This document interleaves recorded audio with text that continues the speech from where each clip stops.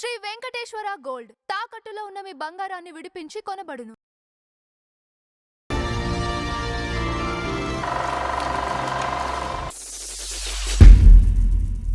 నమస్కారం నందం హరిచంద్రరావు గారు. నమస్కారం అంజుబాబు గారు. సార్ ఈరోజు మన ఫ్లాష్ బ్యాక్లో సాక్షి రంగారావు గారి గురించి మాట్లాడుకుందాం. ఓహో బ్రహ్మాండం. ఎందుకంటే చాలా సింపుల్ మనిషి, సింపుల్గా బ్రతికిన మనిషి, భేషజాలు లేకుండా, అడావిడి లేకుండా, అతి మంచితనంగా, అసలు ఏమిస్తే అది పుచ్చుకొని డిమాండ్ లేని నటుడు ఎవరైనా ఉన్నారంటే సాక్షి రంగారావు ఒక్కడే. ఆయన మంచితనాన్ని అనుభవించిన వాళ్ళు చాలామంది ఔత్సాహిక నటినట్లు అటు వెళ్ళినప్పుడు ఆయన ఇంట్లో మకా ఉన్న వాళ్ళు కూడా ఉన్నారు. ఓకే ఓకే, అది చెప్పుకోవాలి మనం. ఎందుకంటే సాక్షి రంగారావు గారి అంటే అప్పటి నటుల్లో ఉన్న మంచితనాన్ని మనం చెప్పుకుంటే అసలు చాలామందికి ఆదర్శం అవుతుందండి. ఒక రకంగా ఆ మంచితనమేనా ఆయనకి? అంటే ఇప్పుడు ఏదైనా డబ్బు సంపాదించుకొని వెనకేసుకో కాదండి. పూర్వపు నటినట్లు ఎవరైనా ఎలా ఉండేవాళ్ళు అంటే, పూర్వపు నటులు ఎలా ఉంటాడండి, నటన అంటే ఒక తపస్సులాగా భావించేవాడు సార్. ఆ నటన కోసం వచ్చే ఔత్సాహికులకు ఎప్పుడు కూడా మనలాగా వాళ్ళు బాధపడకూడదని చెప్పేసి ఆ సపోర్ట్ ఇచ్చేవాళ్ళు సార్ వాళ్ళకి. తమది కాననుకున్న 10 మందికి చెప్పి ఇలా ఉన్నారని చెప్పి సాయం చేసే మనస్తత్వం అప్పుడు ఉండేది. ఇప్పుడైతే వీడొచ్చి మనల్ని కొట్టేస్తాడేమో అనే మనస్తత్వం. అంటే ఒక రకంగా చెప్పాలంటే యుగాల మార్పు ఉంది చూసారా. సత్యయుగం, త్రేతాయుగంలో మార్పు, ధర్మం, ద్వాపరయుగం 2 పాదాలు, కలియుగం సింగిల్ పాదం.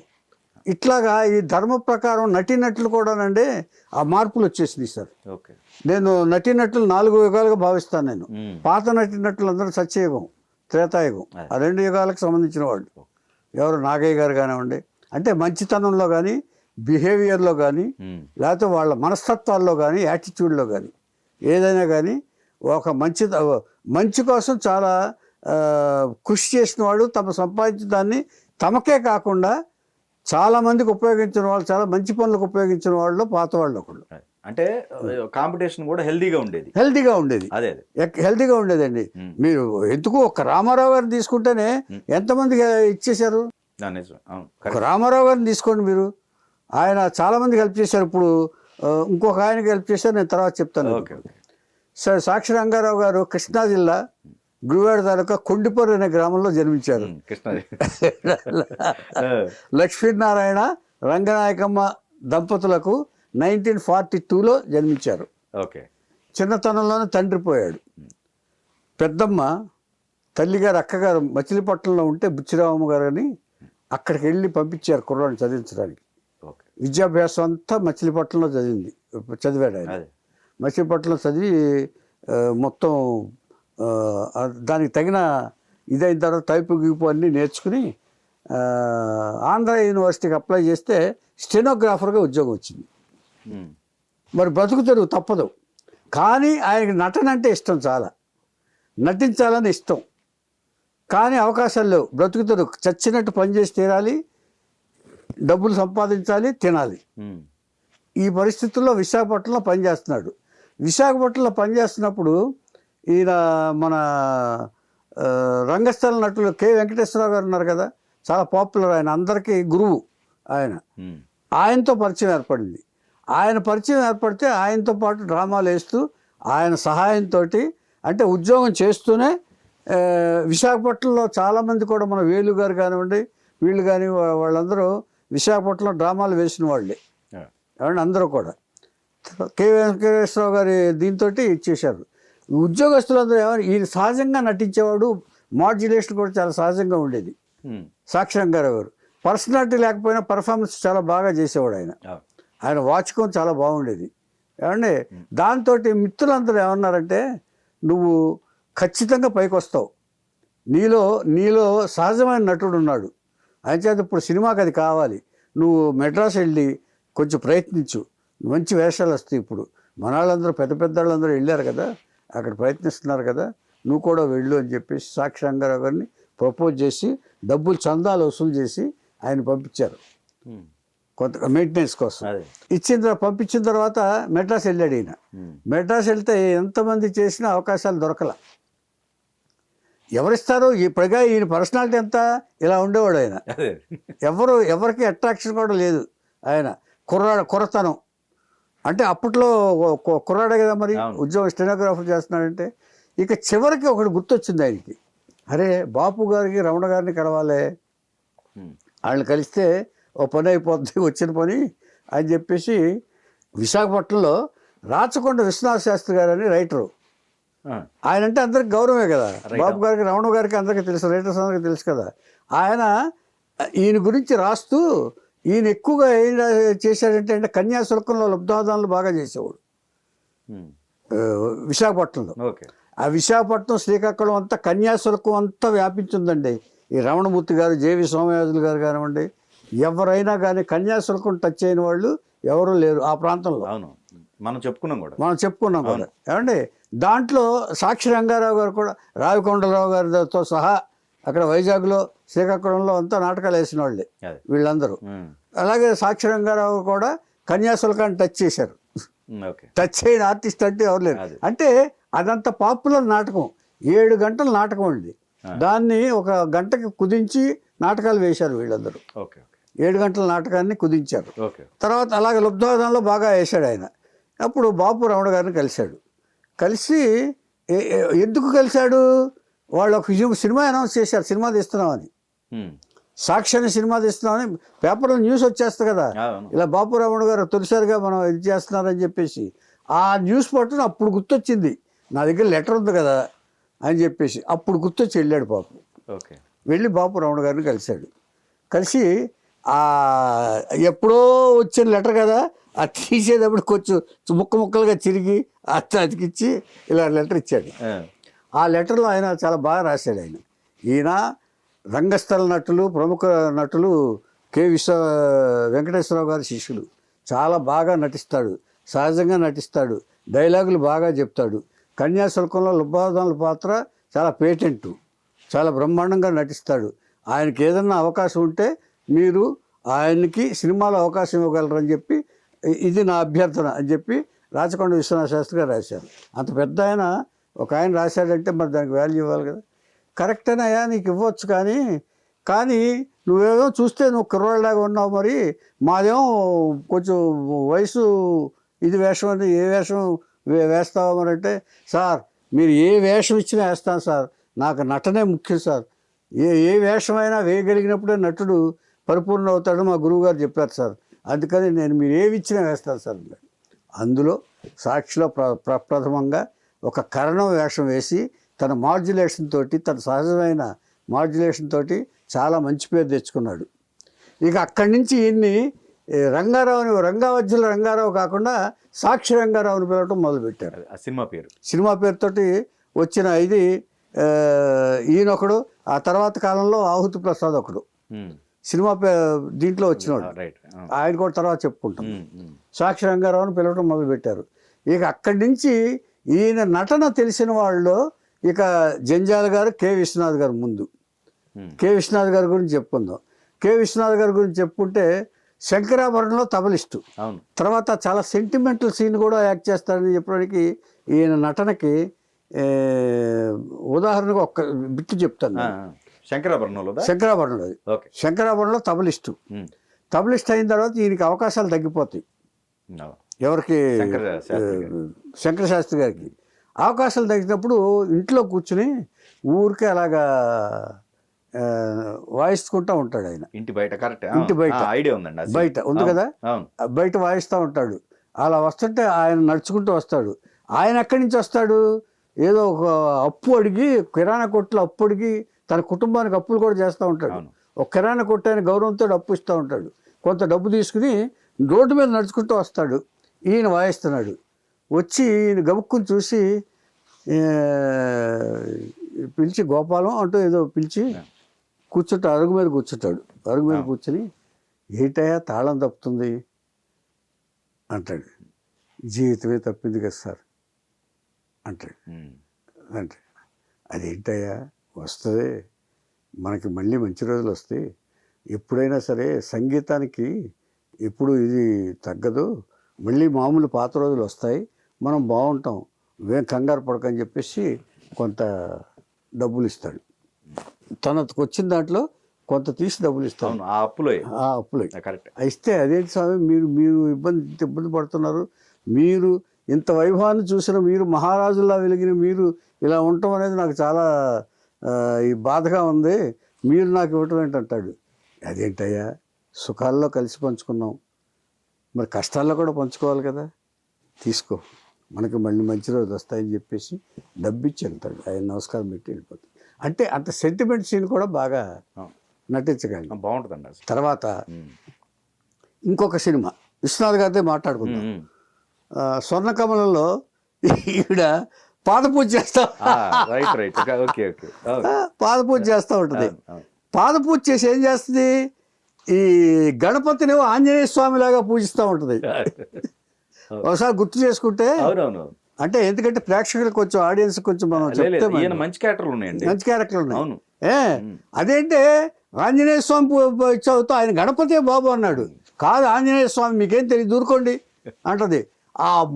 ఎన్నాళ్ళైందా మరక పట్టిపోయింది, ఇది మసిబారిపోయింది, నువ్వు అది తెరిస్తే ఆ తొండం తెలుస్తుంది నీకు, ఆంజనేయ స్వామి మూతి ఎలా ఉంటుంది చెప్పే బాబు అంటాడు. అంటే అప్పుడు తెలిస్తే అవునండి పొరపాటు అయిపోయింది అంటే, ఆ తర్వాత ఈయన్ని కాళ్ళు ఇలా లాగి కూర్చోబెట్టేస్తుంది. తర్వాత ఆ హారతి ఇలా ఇచ్చినప్పుడు మొహంతా మసిబారిపోద్ది. మసిబారిపోతే ఈయన అంటాడు, ఇల్లు గాళ్ళు వాళ్ళు చూసుంటారు మీరు, ఒళ్ళు గాళ్ళు వాళ్ళు చూసుంటారు, కానీ భక్తితో మొహాన్ని కాల్చిన వాళ్ళు దీన్ని చూస్తుంటారు, మీరు నన్నే చూడండి అని చెప్పేసి ఇచ్చేస్తారు ఆయన.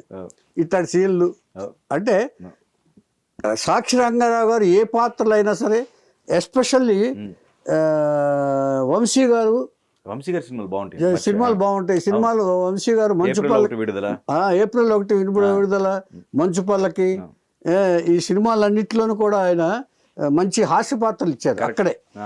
ఏమండి విశ్వనాథ్ గారు ఇంకా డిఫరెంట్గా ఇచ్చేశారు. తర్వాత ఈయన పక్క బ్రాహ్మణ క్యారెక్టర్లు విశ్వనాథ్ గారు దాంట్లో ఆ మాడ్యులేషన్, బ్రాహ్మణ మాడ్యులేషన్ స్లాంగ్లో బ్రహ్మాండంగా పలికించిన నటుడు ఈయనకి కొంతకాలం అయిపోయిన తర్వాత ఈయనలో ఉన్న విశేషం ఏంటంటేనండి, ఎవరిని డిమాండ్ చేసేవాడు కాదు సార్. ఎంత డిమాండ్ వచ్చినా సరే, సినిమాలు వచ్చినాయి, సినిమాలు చేశారు. ఆయన 800 సినిమాలు చేసి ఏమి సంపాదించాలంటే చేస్తారా? కష్టపడి ఏం చేశాడంటే ఈయన ఒక ఇల్లు కట్టుకున్నాడు. ఒక ఇల్లు కట్టుకుని 2 పోర్షన్లు వేశారు సాలిగ్రామంలో. అప్పట్లో చాలా తక్కువ, ఆయన వచ్చిన కొత్తలో తక్కువలో ఇల్లు కట్టుకున్నాడు ఆయన. 3 పోర్షన్లు వేశాడు ఆయన. 3 పోర్షన్లు వేసి ఒక దాంట్లోనే సిరివెన్నెల సీతారామ శాస్త్రి గారు గది ఇచ్చాడు, ఒక దాంట్లో పొట్టి ప్రసాద్ గది ఇచ్చాడు, ఒక దాంట్లో ఈయన. 3 పోర్షన్లు. ఎవరు వచ్చినా కొత్త అద్దెకి డిమాండ్ చేసేవాడు కాదు ఈయన. మీరు ఏమి ఇవ్వగలిగితే అది ఇవ్వండి ఆయన, వచ్చినప్పుడు ఇవ్వండి, లేనప్పుడు ఉన్నప్పుడు ఇవ్వండి అనేవాడు. అంత మంచి పేరు సంపాదించుకున్నాడు ఆయన. సాక్షి రంగారావు గారి గురించి బాగా చెప్పుకున్నాడు. ఆయన ఒకడు, రాళ్ళపల్లి గారు ఒకడు, మొత్తం సిరివెన్నెల గారు ఉన్నారు. అదే ఆ ఇంట్లో అదే కలిసి వచ్చింది వాడు. ఏమండి అంటే వాళ్ళందరూ ఒక తపస్సు లాంటి వాళ్ళు, జ్ఞానులు అండి వాళ్ళు. అందుకే ఇది మనం చెప్పుకోవాల్సింది ఏంటంటే అండి, ఎవరు వచ్చినా కూడా మనం ఎంత మంచి చేయగలమో మనం చేయగలిగిందే చేయాలి. ఆయన చేయగలిగింది ఏంటి, ఇల్లు అద్దెకిచ్చాడు, కానీ ఊరికినే ఇవ్వలేడు, ఎంత ఇస్తే అది ఇవ్వండి అన్నాడు ఆయన. ఇది మనం గ్రహించుకోవాలి. ఏమండి అలాగా చేస్తూ కొంతకాలానికి ఆయనకి ఏమనిపించిందంటే దేవుడిని చూడాలనిపించింది, భగవంతుడి మీద దృష్టి వచ్చింది ఆయనకి.